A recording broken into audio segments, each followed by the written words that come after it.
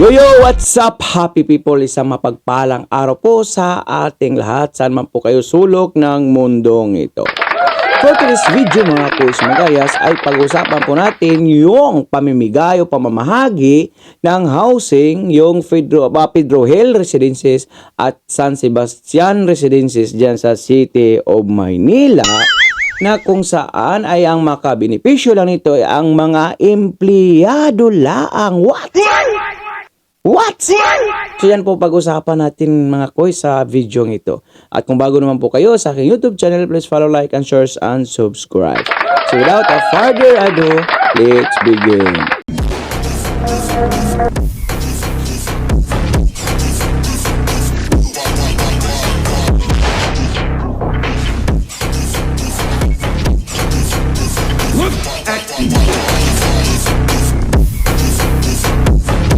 Pagpalain kayo ng buong may kapal. Manila! God first! Today's video is credit to Manila Information Office mga koys. So now, pakinggan po muna natin itong talumpati ni Mayora Lacuna bago po tayo magbigay ng reaction. Sally Lacuna Pang.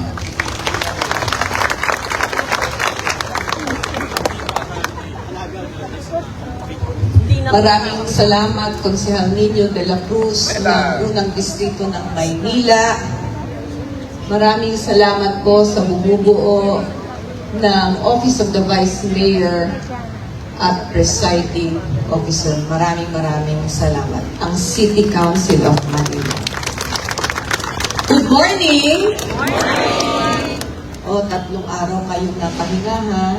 Siguro naman handa na kayong maglingkod ngayong linggo na naman, panibagong linggo para sa ating lahat. Una-una po ay gusto kong pasalamatan ang tanggapan ng ating Vice Alcalde, Vice Mayor Yulcer Bonieto, at ang Konseho ng Maynila sa kanilang walang sawang suporta sa ating pamamahala. Nabanggit na ho ni Konsehal Nino de la Cruz ang napakarami po nilang mga resolusyon at ordinansang naipasa sa loob lamang ng 2.5 taon. Pero taon-taon po, ang pinakamahalagang batas na ipinapasa ng Konseho ng Maynila ay ang executive budget po natin. Maraming salamat po sa Konseho ng Maynila sa agaran niyong pagpasa ng executive budget para sa taong 2025. Dito po sa budget na ito ay mapaglalaanan natin ang lahat ng mga programa at proyektong naiisip natin na magiging prioridad at gagawin natin sa taong ito. Kaya maraming salamat po muli sa inyong pakikiisa. Isa sa mahalagang proyektong bubuksan natin o papasinayahan natin sa araw na ito ay ang proyektong pabahay.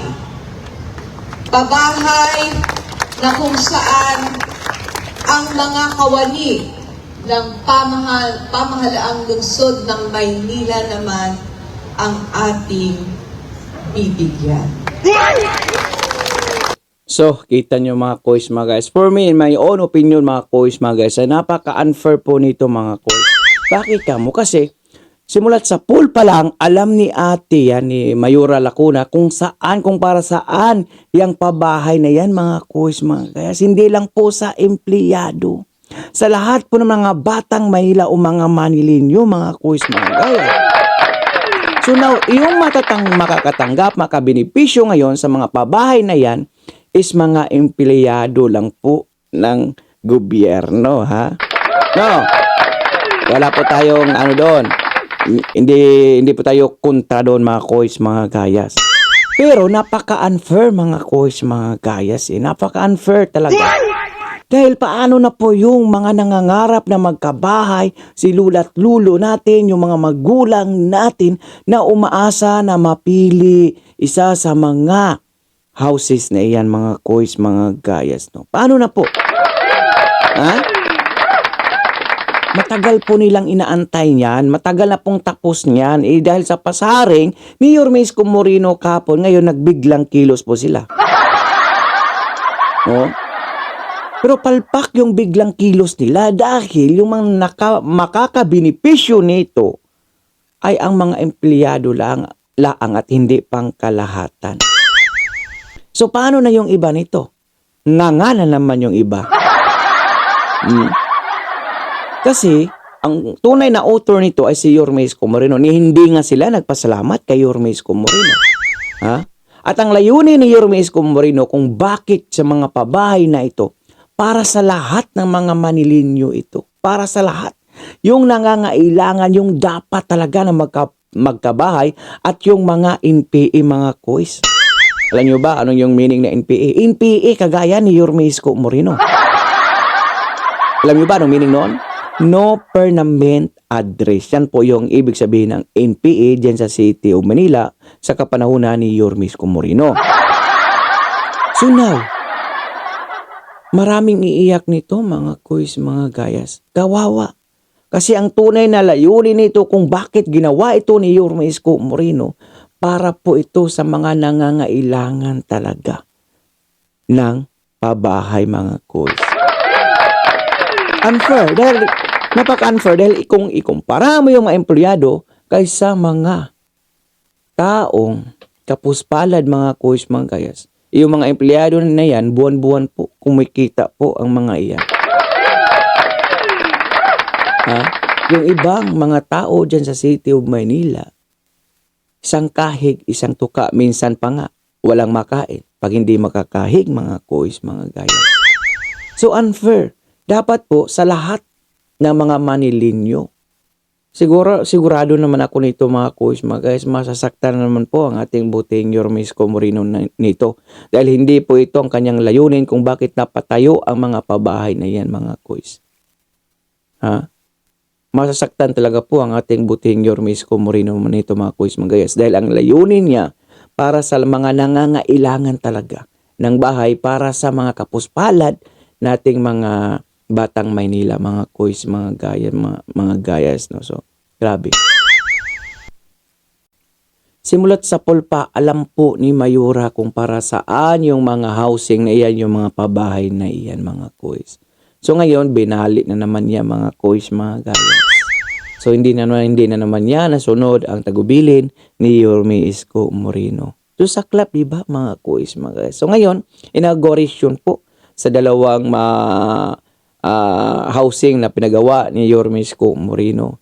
Inauguration ngayon. So talagang marami po talagang aalba ng mga Batang Manila nito, mga Manilinyo, mga kois, mga gayas, na yung matagal na nilang pinapangarap na yun pala. Well, hindi ko naman sinasabi na hindi rin po nangangarap yung mga empleyado, pero dapat sana fair po lahat. Hindi pinipili lang yung makabenepisyo ng mga housing na iyan. So, di ba? Yun yung kakaiba between Yorme Isko Moreno and Mayura Lacuna, mga kois. Malaki po pagkakaiba, yung mindset, yung vision nila para sa ikakabuti ng mga Batang Maynila, mga kois. Napakalayo po talaga. So, nakakalungkot lang pong isipin, no, na marami po talagang nag-aabang yan. Na buong akala nila makabenepisyo sila, yun pala ay pili lang. Ay bakit pili? Siyempre pili lang dahil mga empleyado lang. At sana po talaga na wala pong pipiliin sa lahat ng mga empleyado, ha. Baka po mabalitaan na natin yung malapit lang po sa puso, ha. Di po natin alam kung ano yung proseso nito. Dati sa panahon ni Yorme Isko Moreno, para transparent, pinararapol. Hindi natin alam ngayon kung ano yung proseso nito sa pamimigay o pamamahagi sa mga condo unit na ito, mga kois, magayas. At sana lang transparent po at wala pong pinipili para hindi po mas lalong magagalit yung taong bayan, yung mga Manilinyo sa kanila, mga kois, mga gayas. Dahil sa pag-anunsyo pa lang na ang makabenepisyo nito ay empleyado lang, galit na po ang ating mga kababayang Manilinyo dyan sa City of Manila. Hindi makatarungan, hindi patas, napaka-unfair po. Hindi lang ako, pati sa kanila, I think, ganun din po sa side ni Yorme Isko Moreno. So, antayin lang po natin kung ano po yung reaksyon nito ni Yorme Isko Moreno sa pamamahagi nito ni Mayora Lacuna na hindi po patas. Hindi po ganyan yung usapan nila. Nakaila na pong mga housing na pinamahagi. Alam naman po natin, transparent si Yorme Isko Moreno. Lahat makabenepisyo, employee, mahirap. Ang pinakamahirap talaga, pinakamahirap na walang permanenteng bahay ay siya yung makaka-attend sa parapol. Ngayon, mukhang mas marami po ang may bahay ng mga empleyado ng City of Manila ikumpara doon sa mga residente lamang, ordinaryong mga Manilinyo, mga kuis, mga gayas.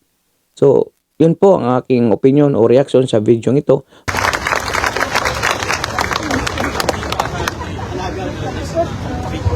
Maraming salamat, Konsehal Nino de la Cruz ng unang distrito ng Maynila.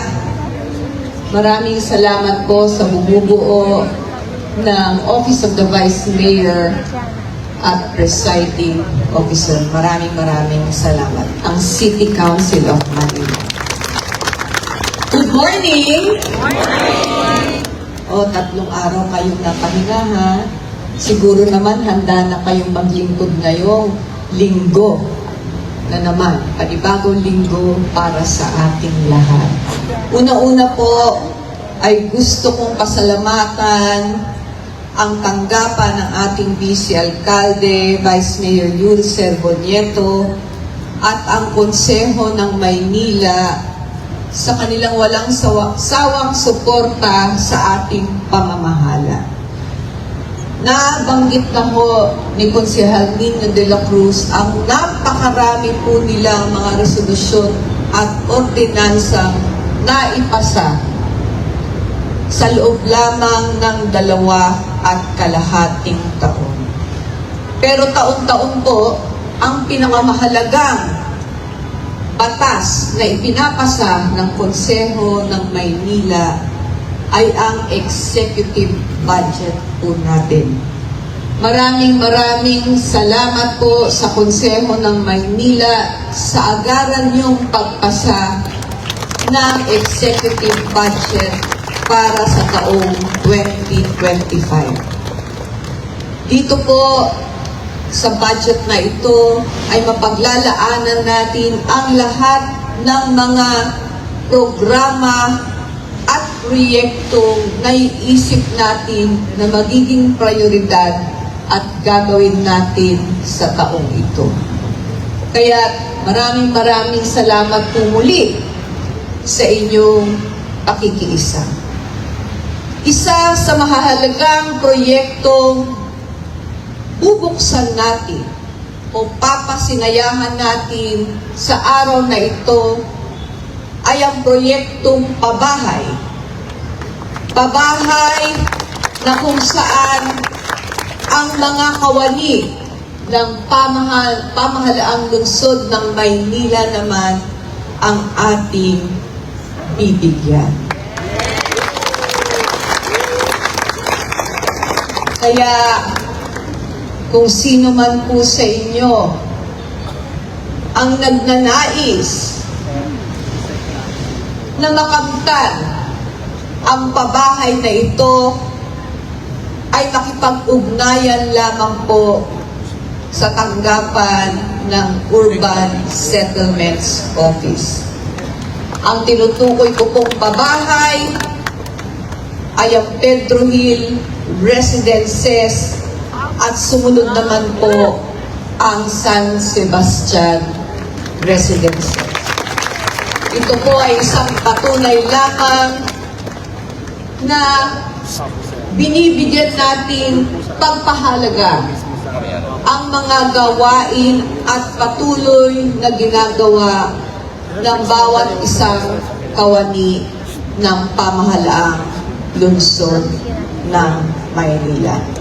So muli po, maraming salamat. Magandang umaga po sa inyong lahat. pakikomento rin ang iyong mga opinion o reaction sa comment section kung ano po yung sa tingin nyo, fair ba o unfair ang pangyayari o ang pamimigay ng pabahay housing ni Mayor Lacuna sa mga employee lamang po. So for now, I'm gone. Manila, God first, God bless all, peace. Bye-bye. Our hearts beat to the city streets. We began to feel the fire. We rise like tall buildings.